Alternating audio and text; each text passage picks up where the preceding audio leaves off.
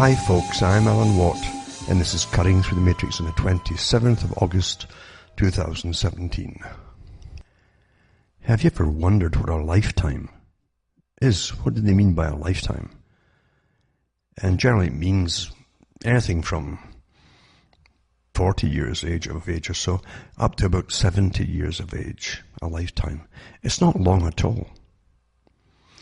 It's amazing because we're humans, we need a lot of input into our minds to keep it awake, basically. And if we don't get enough input to keep us awake, we start daydreaming.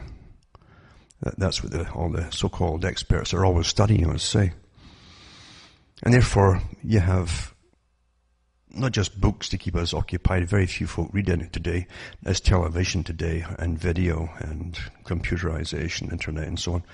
And it's the same thing, though, because it's also a weapon. It's a tool and a weapon into your mind. And because you have this craving for input, basically, distractions and so on. And therefore, quite naturally, those who control the world, and we do have controllers, which you don't vote for, but they exist all right. And they make sure that you're given lots of things to occupy your minds. And also, as you're doing it, you're pretty well brainwashed. You're updated with your political correctness, what's next, what's new.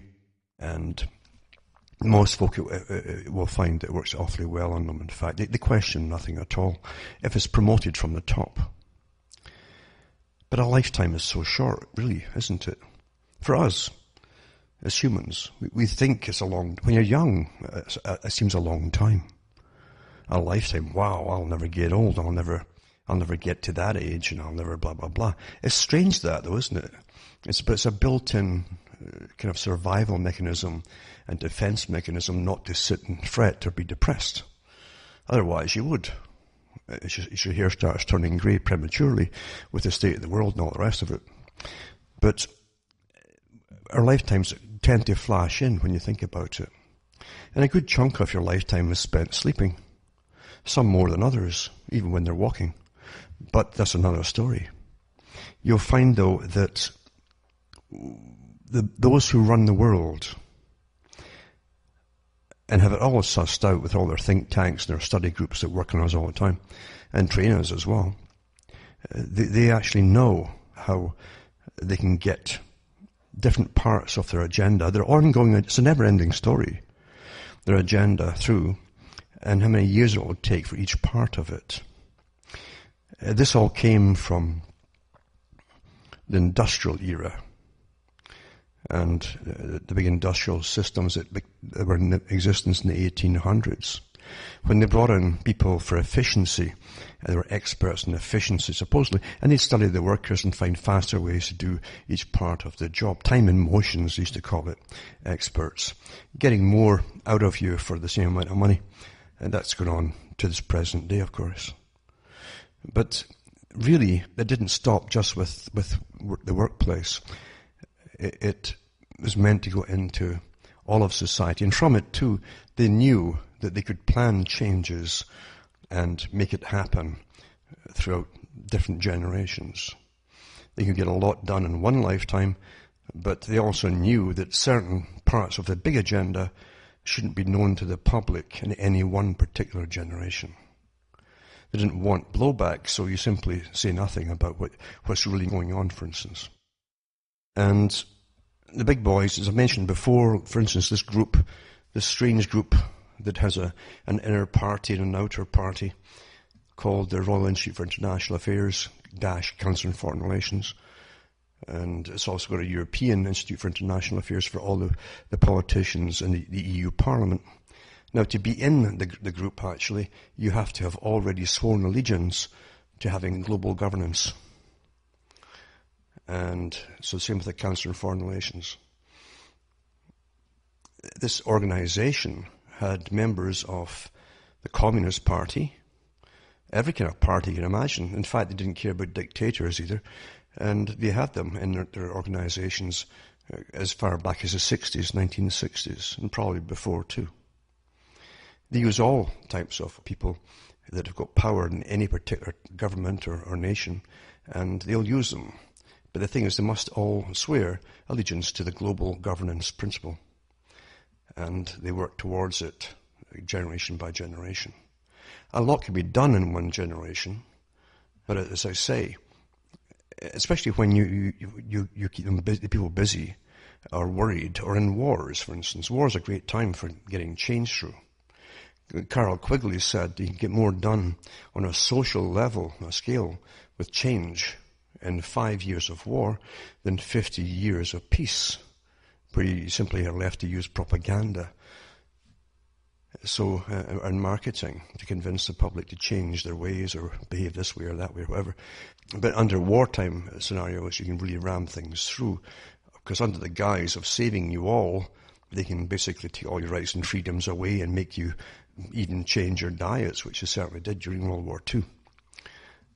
And that can all be done again too. And it will be done again, by the way, because they've already been pushing so much of their time and energy into getting the public to eat vegetarian meals, basically, and to do away with the meat industry, especially for themselves at the top, because the ones at the top want the animal protein, because they say they can get far, far more from it than they can with substitutes, with nuts and all the rest of it.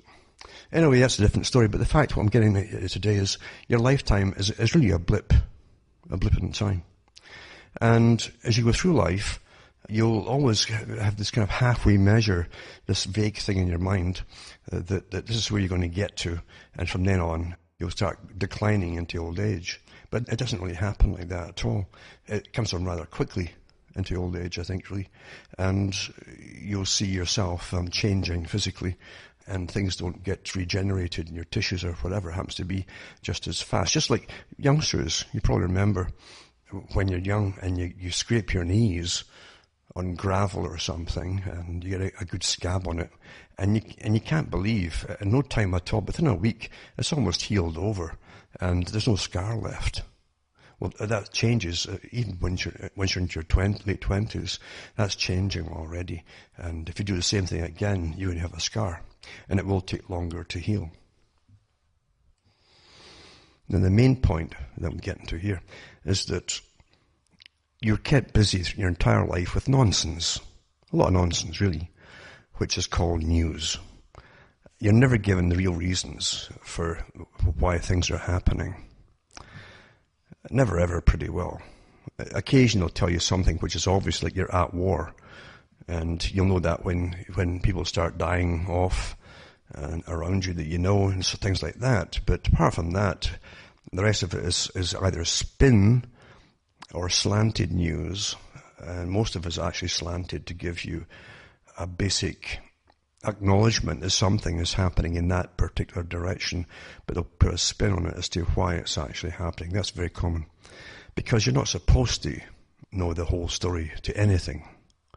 And that's why you're also given so much entertainment and distractions as well, to make sure your brain's quite happy getting all this stuff thrown at you of distractions, but you'll never get the whole story on anything. So that way you feel almost that reality is blending into this fiction thing, and you're just passing time. And that's what your life becomes, you're passing time. And pass time for most folk do that for their entire lives, rather than think about something until they are old. They'll simply pass time.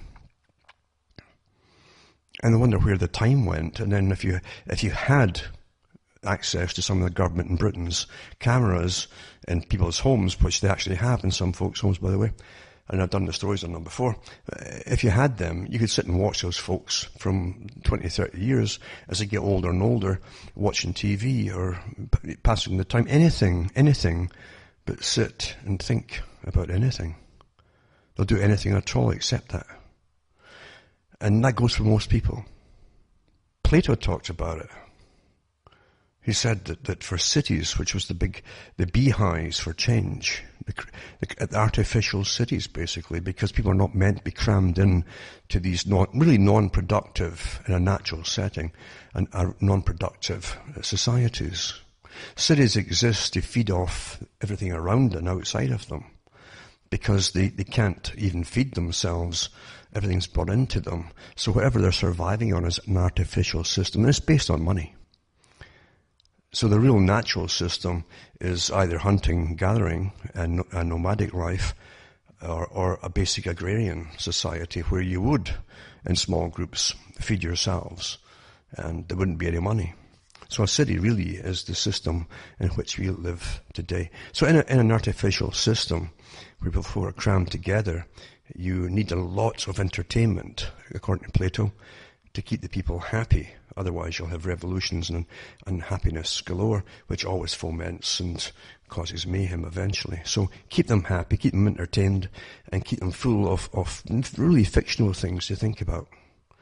And that's why they had, plays going around, actual theatre plays and stage plays going around in ancient Greece, in a regular schedule too, to keep them all happy. And for maybe weeks or a month in between different plays, the people would do nothing but talk about what they saw and discuss it, etc. Just like we discuss television today in different plays or movies. Anything to keep you from talking about what really matters in your life. Now, those who control the world make sure you got lots of distractions, as I say, while they themselves literally hire full-time people, professionals, from academia mainly.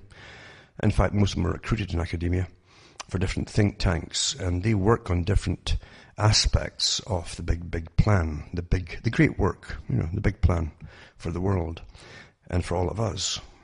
And they hire people on all the time as folk are retiring, and they've spent their whole entire career in these different think tanks. So they can get whatever the premise is, just like any foundation, for instance. If a foundation initially set off in 1800s to accomplish this particular goal, or say 5 different goals, and 100 years later they're still going, they will accomplish what they set out to do, because there's nothing to stop them. As they hire, retire, they eventually get things done. So they work in centuries. That's something to always remember. It's like China. I always think of China as being a good example of a nation which works in centuries, regardless of what seems to be the outward political system of any particular era.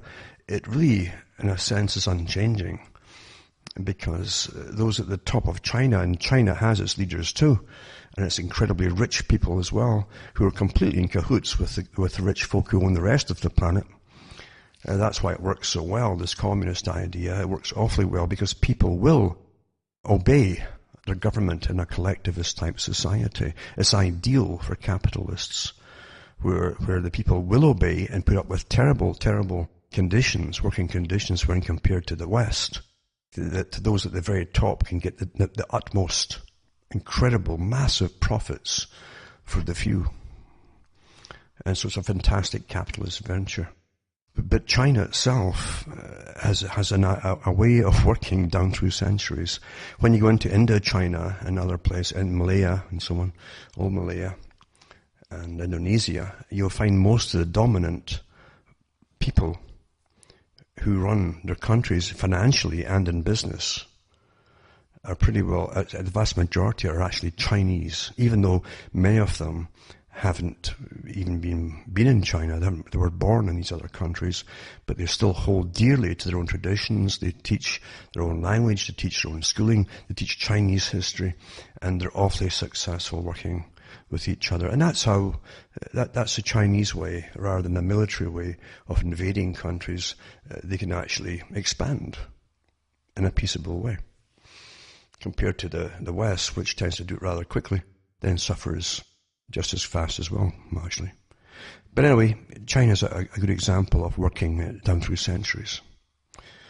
That's what they call it, sleeping dragon at one time, because it can sleep and snooze, but the mind is ticking away during all these centuries, always ticking. And it's a good analogy of how the system works for the world, because, as I say, these foundations that we have in the West work in a similar fashion, with always planning towards a big agenda, where they want to be in 50 years' time. Just like that's where the whole idea from United Nations came from, like 5-year plans, 10-year plans, 50-year plans. Same in communism. all came from this particular group that we know at least existed in London and probably other places beforehand too. But in London in the 1800s and into the 20th century, the Royal Institute for International Affairs, there was the Lord Alfred Milner group before that literally ran a world empire using government, using the taxpayers to fund it all, and reaping the harvest and the profit for themselves. It's a club, a very wealthy club, with international bankers of the London Square Mile, the City of London, involved in it too. Nothing has changed, by the way. That's what really runs the world. The idea of money, everything else in the world runs underneath the shadow of the capstone, because the capstone is at the very top of this money. If you run money, like Rothschild said, give me the charge of a nation's wealth, and I care not who makes its laws, because obviously you'll make its laws. If every government is coming to you to borrow from you, you can put in your little caveats and say, well, I'll give you this if, but here's what you'll do, blah, blah, blah. So you're the boss, really. That's as simple as that. And during the 1800s, Britain really ran a good part of the empire. They had the people working furiously in making armaments, shipping, for the Navy, and so on and so on, and armies across the world. They always kept a lot of work to the minimum, and back home in their countries kept unemployment to a good high rate to make sure that there's lots of people for cannon fodder. And they'd send them across the whole planet to police the world, as they say. But really it was armies. And they would conquer the world for their masters. And they were all... The beautiful thing is, when you're in a nation, any nation, you're taught that you're living in the greatest country in the world. It doesn't matter what country it is. They'll tell you, those who own the country, that you're living the best one in the whole planet. Bertrand Russell affirmed this basically in one of his books. He said the same thing. He said that every nation will tell its people they live in the best country in the world with the best health care and the best this and the best that. And they'll believe it simply because no one else has told them anything different. And that's how it works. Every people who go into militaries in every nation believe they're living in the best country. And they're made to believe they're part of something. That's a trick too. Bring the ordinary folk in as a foot soldier, or whatever it happens to be, and make them feel proud and respectable, and they're part of something big. And for the first time in their lives, they feel like they're somebody. That's like the ad says, be somebody, be all that you can be. It's very clever, really. So much so that you'll give your life for it, even though you shouldn't be in the countries around the world that you are in. You never say, why am I here? And who benefits? And then the taxpayers pay your salaries, pay for all the upkeep of the military, from shoelaces all the way up to wherever it happens to be. And the taxpayers handed the tab back home for railroads across the world, to make sure that all the raw resources come out for the big corporations that exist in your countries. Because that's really who are at the top there, with the bankers, are the big corporations.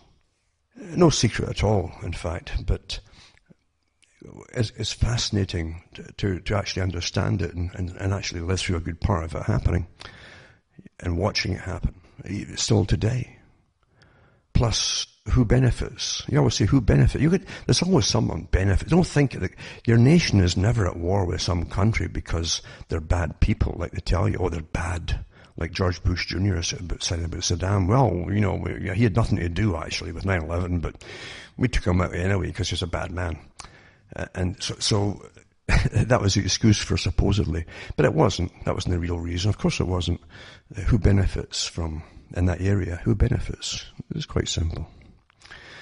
And never mind the companies and corporations too, but who benefits? And you'll find too that Kissinger talks about really putting people back to the Stone Age, so destroying them from first world countries in a sense, at least in the Arab Kingdom, until they'd be no longer a threat to anybody. They could never get back together again under a government which they'd agree upon. So you keep them stirred up.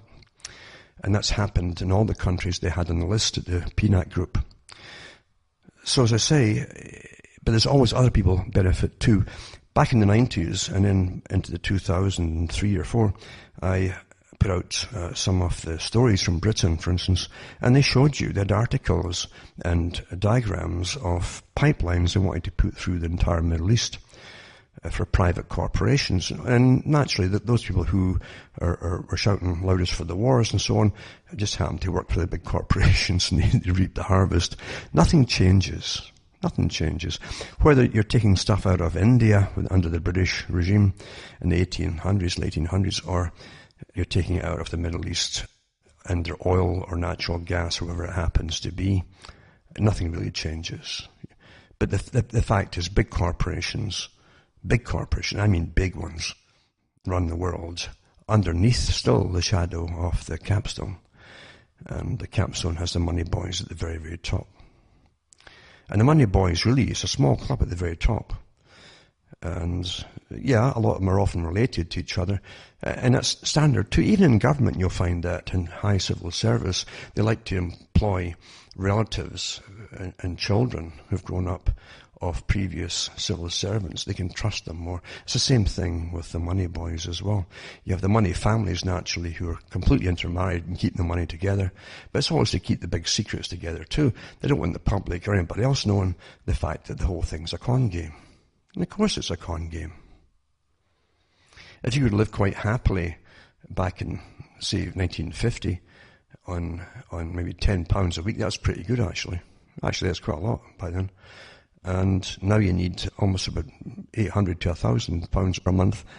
Come on, it's a joke. They keep your money becomes like the lira, or the peso, and you think it's quite natural. Why? Because they keep no one said those figures of authority don't say this is unnatural and ridiculous. If you don't say it, then you think it must be natural. That you need more and more of these numbers. Whether it's electronic or paper or plastic today, doesn't make any difference. You need more and more of them to pay for the same amount of goods. Every year it goes up and up. And you think that's quite normal. What a trick, eh? But getting back to the big system, your lifetime is a short time. And yet those at the very top will accomplish a lot in your lifetime. And it isn't until you look back and say, my God, they did this and this and this and this and this and this and this and this and this. And you paid for it all pretty well. Generally, if it's war or whatever it happens to be, you paid for it. And you pay through your taxes. You pay when the banks plunder you. And they're given permission to plunder you. And they keep and it's going to get more and more and more as the inflation goes up and up and up. And the next one will be bail-ins, where they simply take your money from the bank and steal it.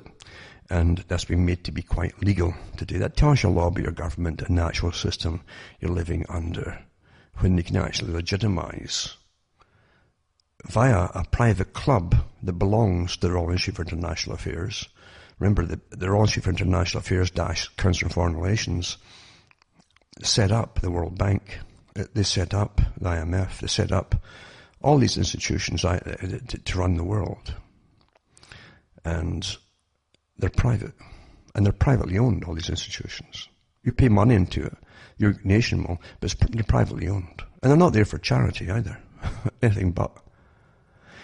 But the World Bank gave them all the permission, and your government's all signed into law, that the next time it happens, the next time they con, and steal all the mortgages and stuff and start flipping them all like crazy like the last time, then rather than just get the bailouts by the taxpayer, they can actually steal the money off the depositors, and that's called bail-ins. But mind you, when you read through it, they're allowed to do both then. They got it always. They come on. Your government's looking after you. When they okayed, every country signed on to this. So they all signed on that the next time they're going to steal all your money, and that's okay. And you people will go out and vote again. Next time, well, they say you never learn, eh? But we're living truly in massive changes as we go down through this phase we're in today. Nothing's happening today that wasn't planned a long time ago. Nothing. The massive immigration, was planned a long, long time ago, right down to the time they start to open the borders up and really let them pour in. Planned a long time ago. And many, many excuses and reasons given for it, of course. But also, it's curious to see that happening, and all the ridiculous excuses are given the domestic populations. Well, there's not enough of you having children, which is nonsense too, by the way. It's just they don't have a lot of children. There's plenty getting born. But don't look for the truth from the born liars at the very top. They have agendas, and it's when they've got agendas to push through, then any lie won't do, or any collection of lies won't do. Because at the same time they're telling you that, they've got articles out in Australia, propaganda pieces telling the people, oh, how wonderful it is to have one-child families. Well, which is it? Make your mind up. There's not enough of them, or you want them to have less? Huh? Well, they're getting Australia ready and New Zealand ready, whether they know or not. But I'm telling them now anyway, that you're all going to get lumped into the one-child policy of China. Because the Institute for Pacific Relations, which is part of the Royal Institute for International Affairs, who set up that whole region area a long time ago, and who is still working on it, planned it that way, that China would be the dominant partner in that group over there. And so then we have the Americas group. They're still not really lagging behind. They just pretend you still have nations, but technically, you don't really. And so you got the three trading blocks for the world: Europe, the Americas, which also incorporates the Caribbean countries, and you have the Far Eastern group as well. That's how it was planned a long time ago. Karl Marx talked about it, by the way, for those who think it's all a recent idea. And you'll find that the same organizations I'm talking about run all sides. And they ran communism. They also backed Nazism for a while to watch it and study it. Because they do like this collectivist idea of a population doing what they're told. Uniformity is what they like. And that's also what they had in the communist system, where the individual doesn't count at all. That's the whole message of communism. You're all a cog in the machine, and you do your part. But you technically are not worth anything as an individual. The collective is what matters. Nothing has changed. So unfortunately, very few folk think through their life as they're living it. Never mind look back in the past and try to work things out as to why things happened in a certain way. Very few folk do that today. That's something you always find if you're a thinker, and there's thinkers out there, all right, but you'll often find that you expect others to be the same as yourself, but they're not. There are the perfectly conditioned out there who are quite happy with everything, no matter what kind of system they live in, or any country. You'll find happy folk in all of them. And you'll find the morose type as well. And you'll find, but really, there's very few folk sit and really think and who are really aware of what's happening. Most folk get caught up in the movements which those at the top have created for you to fall into, where it's to agitate as a group or whatever. Most folk, that's the only time they think they get involved in what they think is reality, when they're getting used. And there's no shortage of them getting used. You'll notice that. You got to go back to Bernays. Mr. Bernays, who was the nephew of Sigmund Freud, who were both involved in the same movement, actually. And it's a movement that really planned to change the world and eventually dominate the psyche of the people. Bernays was going to do it through making them buy things which big corporations wanted them to buy. At one time, for instance, Bernays did work for companies that they would have to put out their different products, automobiles or whatever, or even lawnmowers, and tell you why you should buy this. And the old ads are fantastic when you look at them, really, because the people come on pretty somber. There was no crazy zany stuff. They had to, here's the product, here's a guy looking very respectable, and he would tell you why you should buy this product. And by that, he would go into the work that was put into it, and the materials, etc., and so on. And the word got around very quickly amongst people in those days as to, well, that's a good product, I've got one of them, blah, blah, blah. It would travel so quickly, and that's how they sold things. And they made good profits, the companies made good profits. But when Bernays got involved in it, he says, no, rather than make good products to suit the people, alter the people to suit your product. And that's when they started selling you fantasies with inferior junk used in whatever it was they were selling you. And they sold you the fantasies until a toothbrush and toothpaste gives you an orgasm. Everybody's smiling and happy. Wow, ooh. And so use sex for everything. And as they're doing that and selling you fantasies, right down to the present day, look at how the vehicles and everything else have gone down to junk. Massive profits to sell everything. Massive profits. Like never before. Because everything that used to be made of metal is pretty well made of plastic now. And we accept that, so we've been changed to suit the product. Isn't that amazing? Isn't that amazing? Last weekend, I had to go into town, and I just drove into a car park. I was going to drive away. I started the vehicle, and yeah, the gear shift would just go up and down through the range, but it wasn't registering on the dash, and it wasn't engaging the gears. I thought, and it was a pouring wet day, of course. I thought, well, here we go. And what it was, I pretty well suspected it because the darn transmission gave me problems less than 2 years ago. It cost me a stack of money for the darn thing. But they didn't put new parts on the different linkages and so on. And it was a linkage underneath the floor where it had come off. And, you know, it's hardly any room to get underneath this particular vehicle at all. And a temporary fix was made on it to get me home. And then when I managed to look up what went wrong with it and see what it was, a plastic thing, a pop-in plastic thing is what keeps the gear shift lever at the bottom engaged with the cable transmission underneath the car. A plastic right next to the exhaust pipe. Plastic.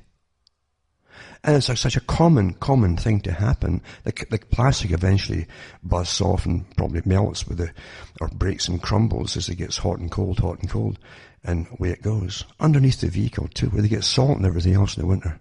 Huh? But everywhere you look in the vehicle, where they could have used metal, they've used darn plastic. And you wonder why the gulf between the ultra-rich and the ordinary folk has been it's beyond a chasm or beyond the Grand Canyon today. Because I've never made profits like they make today. Since so many of the parts are made in China. I'm sure the plastic parts of this sort of thing are too. And, you know, the poor idiot that has the car has to pay through the nose for ridiculous cheapening of all the parts that should be made to last for years and years and years. But we accept it, don't we? And I can remember that. It's only the last 15 years it really sped up. This idea of accepting the fact that, oh, your vacuum cleaner is now all plastic. And, oh, it'll last you maybe a year or 2 years and bust and you throw it in the garbage. And you start to accept that as normal. So Bernays is right. You train the public to suit your product. Everything's like this today. And believe you me, it's not a difficult thing when you understand psychology and behaviorism. It's not difficult if you've got the right resources and means of communicating to the public, and they all do today with mass communication, to change the whole of society's behavior in a certain one way or another. It's quite easy, actually. Quite easy. Now, it's the same thing with all these hidden forces, as Freud called them and Bernays called them, psychic forces that are under the surface of the consciousness, but always stimulating you, motivating you to do things, impulsive and so on. Always working, and often at odds with each other too, and having conflict. So you buy something to make yourself happy, etc., etc. So by understanding all that, you can make folk happy as well, till they'll start buying stuff. And every ad is based on fear, generally. Fear of getting old or getting wrinkles or getting something. Here's how you prevent it, here's how you prevent it, here's it. And same with the medical industry. They're always selling their big pharma products on television now, apparently. And then if people are expected to go to doctors and demand these miracle drugs, which of course is another con. And the same with alternate medical thing or herbalism or whatever. This could happen to you if you don't eat this or don't take that or supplement yourself with that and you'll die. And that's how you make your sale. It's very easy. Fear is the biggest motivator of all. Now that's also why they keep all the wars going and the threats of bankruptcy and collapsing economies and wars of all kinds. Terrorism, of course, is good for it. And that's why they can take and plunder you of all your rights and freedoms, which they have done, actually, very successfully, until the folk have settled in and accept it.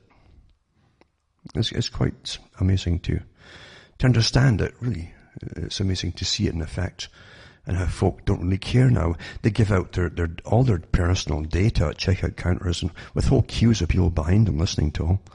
And it's all quite normal to them now. They've already given up everything that mattered. And once you do it once, then it's easier the next time, until it's just not a formality. And that's how you're being trained. Quite fascinating, really. But just like the junk they put in the car now, instead of using metal where they should have metal, and making things last, and well, getting back to that one vehicle, I mean, it's so common that they have little video clips on it now, and how to repair this darn thing with their cheap little plastic popping things that keep the darn thing together. But you can imagine how many people, not just with this one make of vehicle, but with a whole range of them now, end up having to pay maybe $1,200 to $1,400 to have it picked up and towed off to some place, because that's what they charge up here. And then you have to get a taxi home,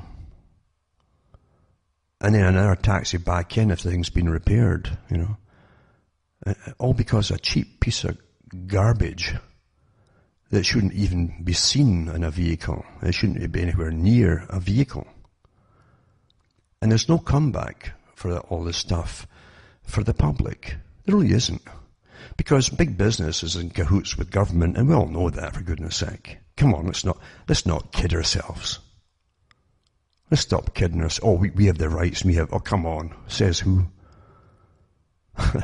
Again, back to Bertrand Russell, you'll believe you live in the greatest country in the world because your government will keep telling you so. Well, you take, for instance, the Lord Alfred Milner Group that I've mentioned so many times. It was a very secretive organization. At one time, they didn't know what to call it. People had an idea existed, even in British government. Winston Churchill, for instance, he was out the loop at one point. He mentioned in Parliament, he says, who is this group that's making all our laws, who are bringing us into wars, etc.? And they're private. And of course it was Lord Alfred Milner. And part of their idea too was when they took countries over with the British Empire, apart from getting the public to pay for it all through taxes and so on, so government was awfully useful for that. And then the government also had different propaganda departments to make you feel your country was doing it out of charity. They were helping the poor people in backward countries. You know, that's what they would tell the people. And so, as they plundered them, really, for all the resources, a handful, really, of massive corporations, even off that day, ran the whole darn system. Quite some. I've even heard people say, well, if Britain hadn't done it, somebody else would have. And they're quite right. They would have.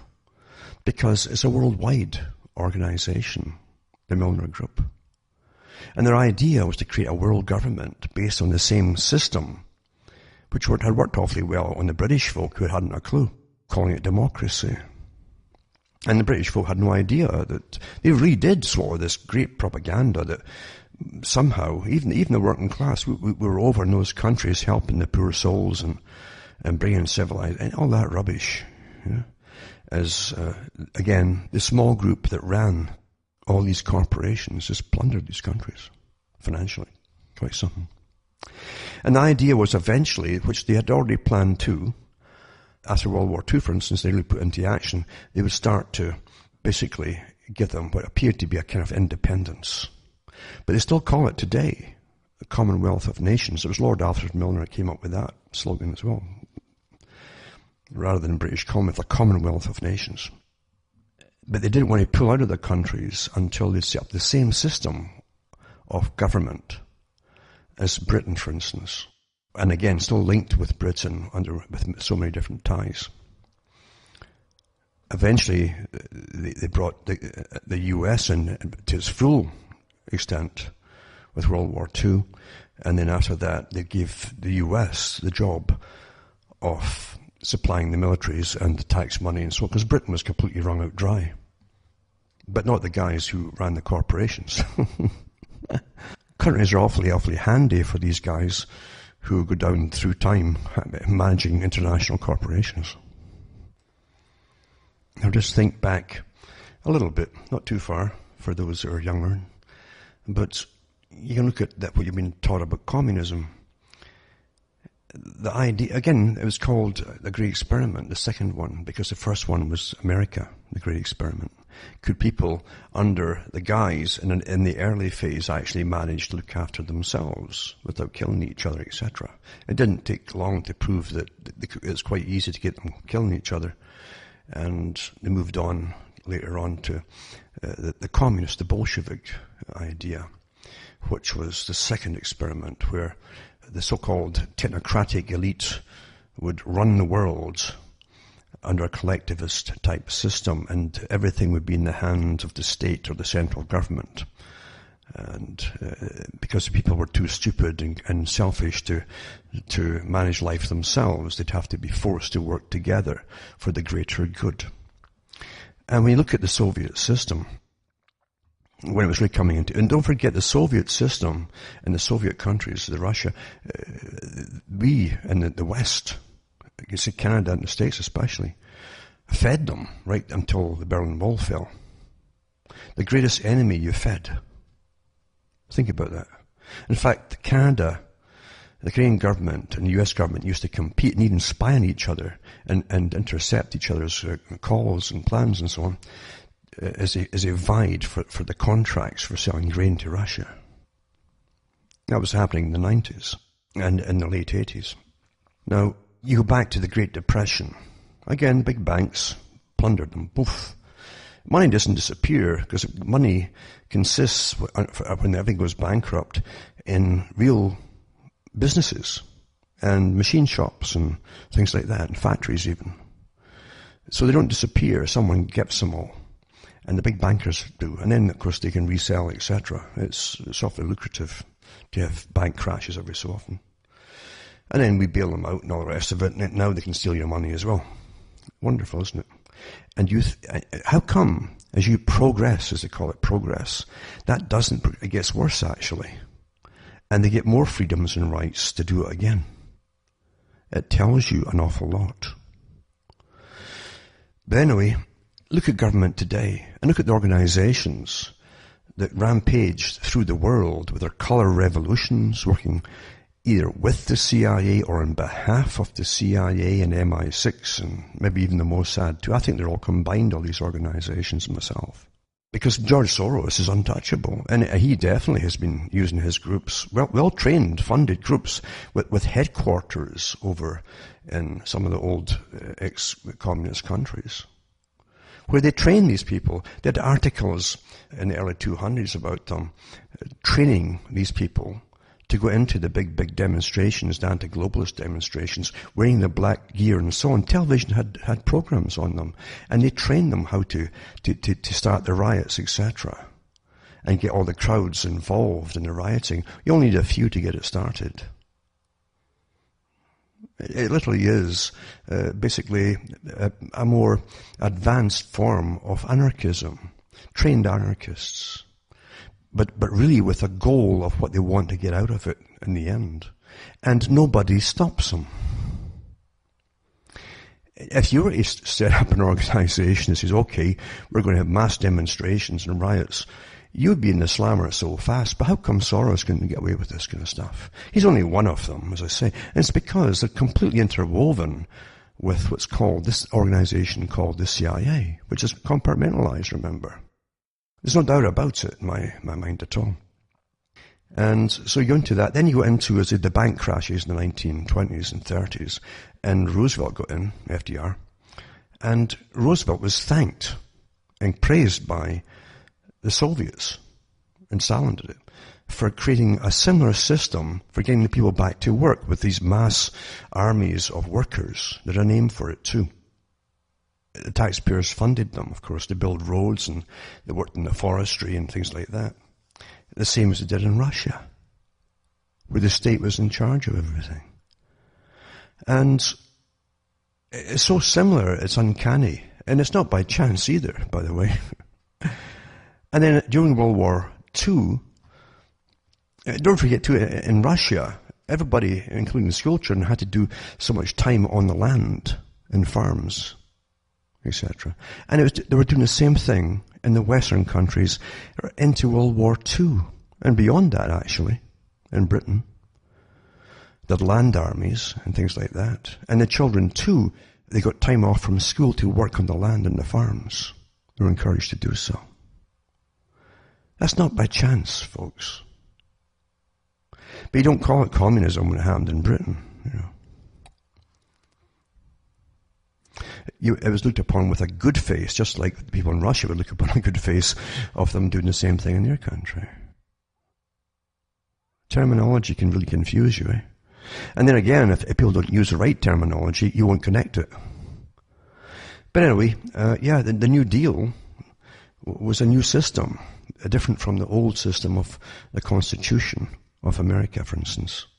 It was called the New Deal. Here's the New Deal. What happened to the old deal? That's what it was. But anyway, World War II brought a lot of them out of the countries out of the Depression, only because they used all the tax money of the public to build wartime factories for armaments that then were handed to the big corporations after the war, some of them even during the war, who kept hold of them after the war and started supplying other things for the general public. But during that period, too, they'd already planned at the Royal Institute for International Affairs to bring in this global system and eventually build up China and move everything over to China. The plan never stops. Never stops. And the public pay for all. And now that it's time we're in the 21st century, remember? This is the century of change. I've mentioned this so many times, and I don't know if people really, really get what I'm talking about. All the big plans of socialism, communism, academia, the planned society, the scientifically run society, was to happen in the 21st century. The century of change. And you're seeing across the world right now, organized, and I mean very organized, demonstrations and demands to knock down all the past of the old system and start anew. But don't call it communism. They won't call it communism. And communism is a handy tool of the capitalists, as I say. They love a system where there's no parties except one, the party in power, like they have in China, and everybody obeys it. It's a perfect society. Do what you're told. Right now in Australia, and I'll put the article up too, they have articles, again, public relations for that, for getting them ready to get absorbed. And isn't it good to have one child family? It's really beneficial, yada, yada, yada. And at the same time, you've got this double speak where there's too many of you. There's too many of you. Or there's not enough of you. There's not enough of you. And that's why they've got to bring in all the immigration. Well, which is it? Which is it here? There's a war upon the people. And the war will have everybody across the world involved, but definitely the European peoples have been targeted massively for a long time. And they're going under without much of a hiccup, actually. And don't think even that the people coming in through the war-torn countries are going to overtake it and somehow have some Islamic State in the future. The boys at the top, if they had Islamic State, it's to suit the ones at the top, not to suit the Islamic people themselves. And they will bring down Islamic peoples as well, gradually, into sterility, like they've done with the West, with the food and various other means of doing so. And they will destroy their cultures with the TV and the pornography and drugs and everything else. It was awfully successful on the European countries. It's already happening, actually, in different areas. And they have different help organizations for people whose families are in trouble with all of these things. And no people really are of any better, are in a better category than other people. Everybody's getting their turn here to be used and then tossed aside. It's a world war, remember. And in this system of the future that we're going into, we're always going into the future, they plan to drastically, worldwide, reduce the populations.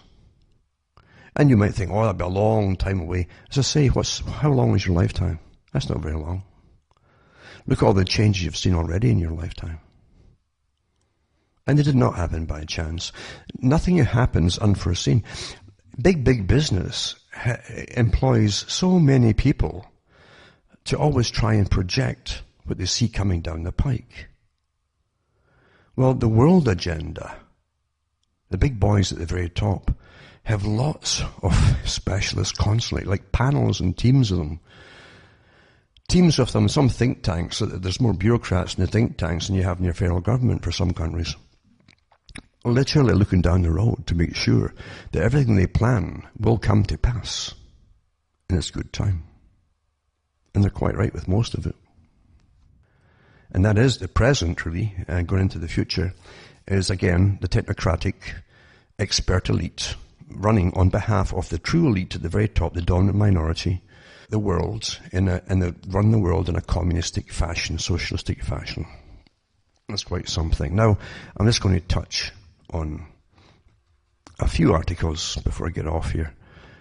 Time really flies in. It's so true. It really flies in. But I want to just touch on some of these things. Look up, and I'll put links up, alphabet agencies. It says the alphabet agencies, also New Deal agencies, were the U.S. federal government agencies created as part of the New Deal of President Franklin D. Roosevelt. The earliest agencies were created to combat the Great Depression in the United States and were established during Roosevelt's first 100 days in office in 1933. William Safire notes that the phrase gave color to the charge of excessive bureaucracy. Democrat Al Smith, who turned against Roosevelt, said his government was submerged in a bowl of alphabet soup. That's where the term comes from. And many of the people in Roosevelt's cabinet, as we all know, were communists. But the CFR, as Quigley talked about, being their historian for them, we don't mind the communists and we don't mind dictators and so on. We have all of these people in our organization, for those who haven't quite figured it all out. It says in total, at least 100 offices were created during Roosevelt's time of office as part of the New Deal. And even the Comptroller General of the United States, who audits our government's accounts, declared he'd never heard of some of them. He never heard some of the accounts. But anyway, it goes on and on and on. And they came out with all these different organizations, as I say. I'll also put up an article, too, to do with the Works Progress Administration, which came in 1939 as the Works Project Administration, and it was part of the American New Deal Agency, employing millions of people. So the state was employing millions of people to do public works projects and so on, very similar to the and again, because it didn't say it was communist, because in the communist system, remember, the state employs everybody and supposedly pays everybody too. The old joke being that they pretend to hire you and pay you, and you pretend to work. That's what they mean by the Soviet system. Also, I want to put in something else too. An article that says big US banks could see profits jump by 20% with deregulation. And for those who are wondering about things, JP Morgan, Morgan Stanley would be the biggest beneficiaries, as always. And Goldman Sachs and all the rest of them, of course, too. The deregulation could add up to $27 billion of gross profit, the 6 largest US banks, lifting their annual pre-tax income by about 20%. JP Morgan Chase and Company and Morgan Stanley would benefit most from changes to post-crisis banking rules proposed by Donald Trump's administration, with pre-tax profit jumping 22%. And it's all based on discussions with analysts and the bank's own disclosures. Goldman Sachs Group Inc. would have the smallest percentage increase, which is about 16%. And this is what they're doing with deregulation again, of course. Also, this article here, Goldman Sachs' real enemy in its Washington mission, it says here. When not Lord, but it's almost close to it, isn't it? Lloyd Blankfein, Goldman Sachs chairman and chief executive, arrived at the Rayburn building, Capitol Hill, in 2010. He was battered and bruised. At the time, his bank was viewed as a vivid example of Wall Street misbehavior. I like how they say it's just misbehavior. In the previous months, it had been sued by regulators, flayed by lawmakers, and then damaged by the passage of Dodd-Frank. Mr. Blankfein was going to meet its co-authority, Barney Frank, and so on. And it gives you the whole story of that part in it that we had given to us at the time.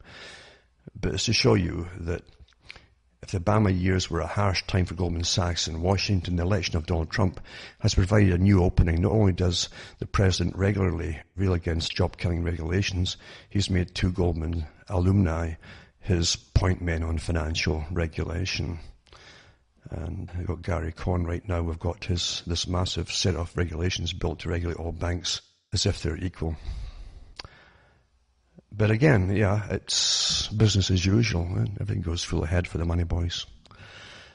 Another one too, it says former Goldman Sachs executive hedge fund CEO Steve Mnuchin was confirmed as a new Secretary of the Treasury Monday with 53 to 47 votes.